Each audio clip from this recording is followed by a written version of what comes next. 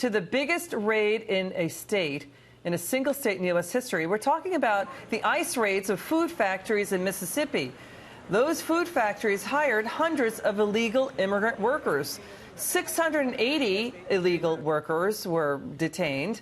The update: no federal charges, zero filed against any of the employers there, and just 40 illegals have been charged.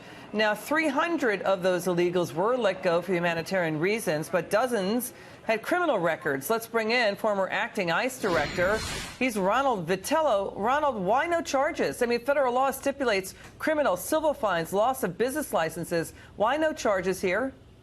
Well, I think there's a pacing issue. The warrants that ICE issued, or the raid that they conducted based on those warrants, that targeted enforcement operation, included criminal warrants. And so they collected evidence at the scene. They're collecting evidence and testimony from the individual employees that are in custody and those that were let go. And that will then lead into further criminal charges to hold the employers responsible for that illegal hiring. All right, here's what was going on. These workers had fake Social Security numbers.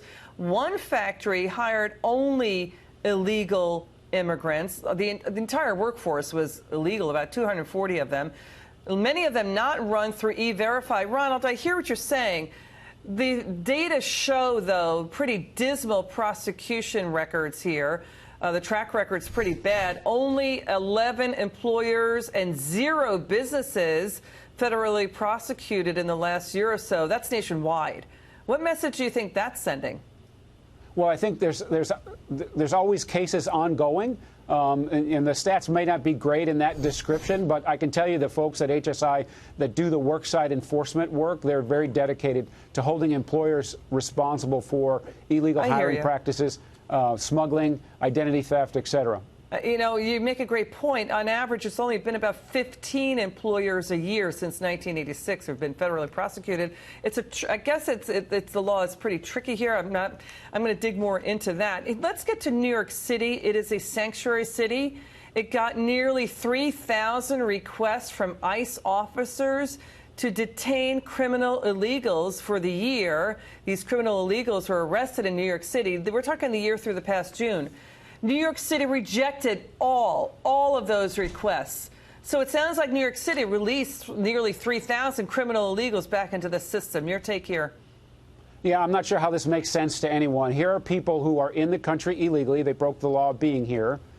They then committed criminal offenses, causing them to be arrested by the police department in New York.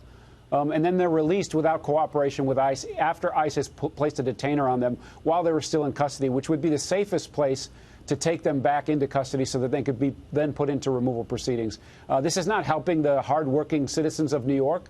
It's not protecting anybody in that city. It's letting people who have proven to be criminals back out to reoffend. It's completely preventable. All they got to do is turn these folks over to ICE so they can be removed. What is your take? Final question, Ronald. We've covered criminal illegal crimes on this show. We're talking homicides, murders, rapes, kidnapping, drug offenses. What's your take on, it seems, just from where we are sitting and from our perch, that there's a reluctance to cover this subject in the media. Your reaction? Yeah, you don't see it enough. There are plenty of victims out there that I've met personally. The angel moms, they're out there. They're victims of crimes that obviously could be prevented, right? If the police department would turn these criminals over to ICE for removal, those crimes could have been avoided. Ronald Vitiello, great to see you. Thank you so much for coming in. Appreciate your insights there.